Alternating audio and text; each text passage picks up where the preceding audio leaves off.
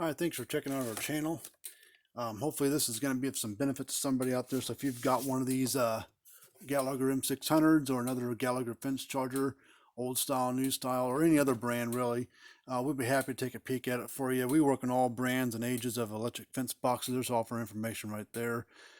All this information is down in the description area. There's a little link to take you right to our website, but you can get a hold of us anytime, really, and help you answer questions or troubleshoot, or if you just need to send one to us, just box up and send it here. All right, note on this one, we want an estimate on it, which we'll give you a free estimate on there. They have about 2 miles of fence and can't get this thing to go over 3,000 volts. If he shortens the fence up to a couple hundred yards, or a couple hundred yards, it's at 7,000. He's got another M600 he put on the same 2-mile fence and get over 7,000 volts on the entire fence. So for whatever reason, it's not handling the load hooked up to it. And looking at the thing, it looks pretty nice, but you look at the physical age of it, 13 years old, so 2007. If you look at that first 2 digits there, that's when it was built. I'm gonna guess it's got a bad capacitor. So we're gonna open it up. Well, first here, we'll plug it in real quick.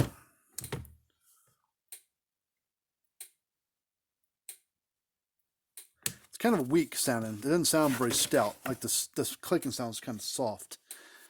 These aren't very loud units to start with, so that could be deceiving. But doesn't sound very strong. I worked on a bunch of these over the years, so I kind of know just by listening what they're supposed to sound like. I kind of just get a hearing for it.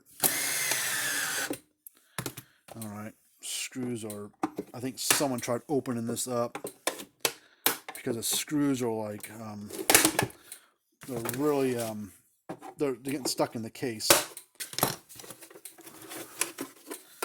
I think someone tried to take it apart and boogered it up.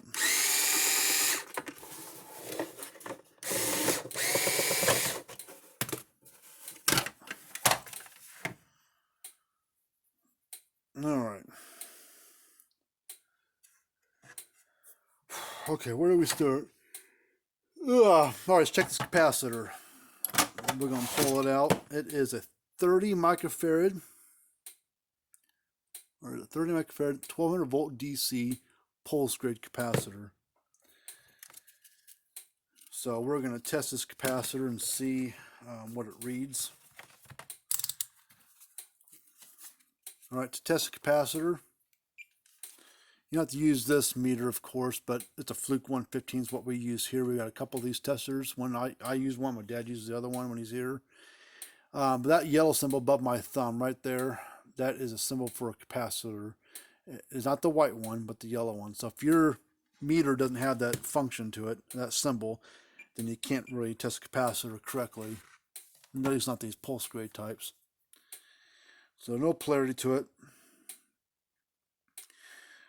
300 nanofarads, which is less than, it's about half a microfarad, so it's really, really weak.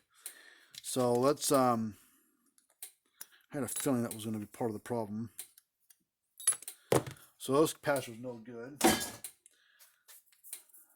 I actually happen to, no, that one's the wrong one. All right, let me go find another capacitor here.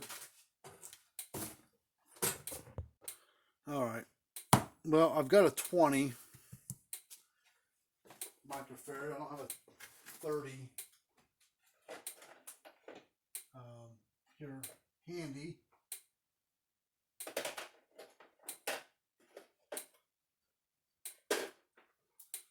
But what we can do is we can wire up 2 capacitors right here, a 20 and an 8, which is this 900 volt DC. Should be plenty of capability of handling it. So we're going to put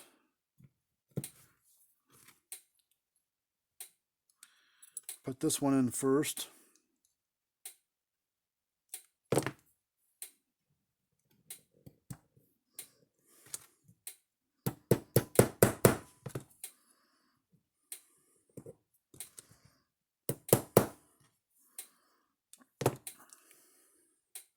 Oh, we're at 16. Okay.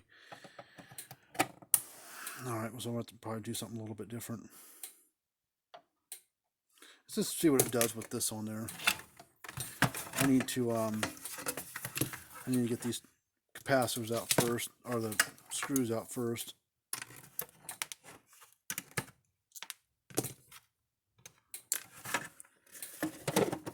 Let's just see what it does now. See if it sounds any healthier than what it did before.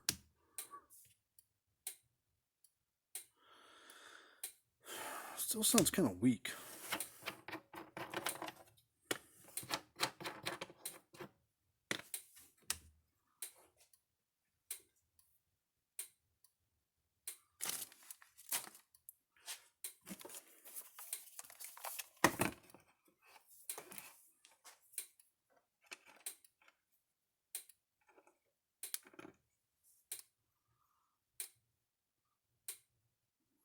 $8,000 volts.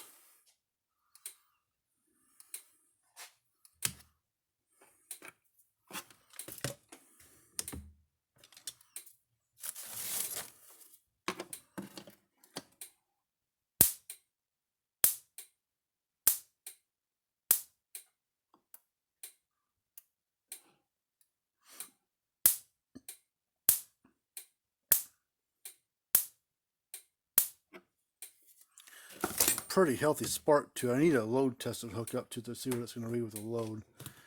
But well, I gotta get the right capacitor put in there. I don't have the capacitor in stock. Well, if I have one around here, I don't know where I set it at. So I'm gonna get that capacitor out, put the correct one in, retest it with a load, and make sure it runs fine. And after that, should be good to go. Everything else seems to be working okay. So we'll finish that up, here in a couple of days, 2-3 days, whenever the parts get here, and then we can go from there. But anyways, until we do another video of how to work on one, if you've got a Gallagher M600 that needs a little looking at, we'll be happy to take a peek at it for you. We give free quotes, 1.5 year warranties on things that we work on the repairs, and lightning is part of our warranty. So this is gonna be a nice cheap fix, I think. There's one other thing I want to look at. I'm thinking about it. I got the camera going here. I'm gonna pop this board out.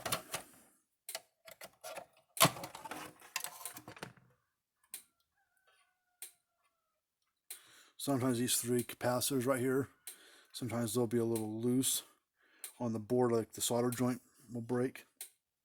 Not common, but it could happen, and they're fine.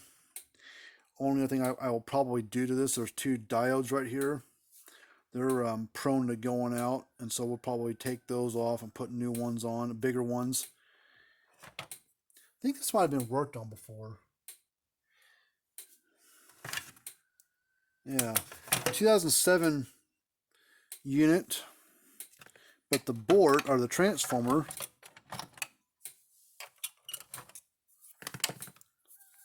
(2010).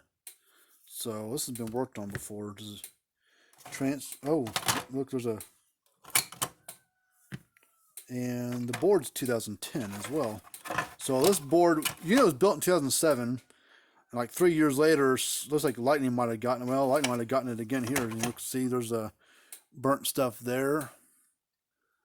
Burnt stuff here on this little lightning rod. You see a little bit burnt stuff on the traces right there on tracking. So lightning probably hit this at some point in time on the fence and ground side, but luckily it didn't really bother too much of it. Looks like it needs a new capacitor. We'll upgrade those diodes, and then we'll go back through it one more time with a load on it, make sure the load reads right. Transformers are pretty much bulletproof. Never had to replace one. Not at least the early ones were yellow, but the later ones were blue, and then they went to kind of a beige cream colored one. That's what they use today. I've never seen a blue one go bad, and I've never seen a cream colored one go bad. And so the transformers, I almost put my money on it bulletproof. I mean, very, very rarely have I ever had to change one. They've been using these transformers of this design since the 80s and stuff, and they're still using a variation of it today. So they've had 35, 40 years of experience on these transformers of this kind, and Gallagher makes this transformer in-house. They don't outsource it to China or some other company. They make this transformer in their own facility. So good quality. All right, well, I am going to do my part and call the customer, give him his quotes and stuff, and after we write things up, and I'm pretty confident that's going to solve his issues, and then see what they want to do. I'm sure they'll say fix it, because a new one's about $275, $325 for a new one, so for a similar sized unit or a little bit bigger. So till next time, we'll see you guys later. Remember to subscribe to the channel, hit that thumbs up button, and tell your friends about us.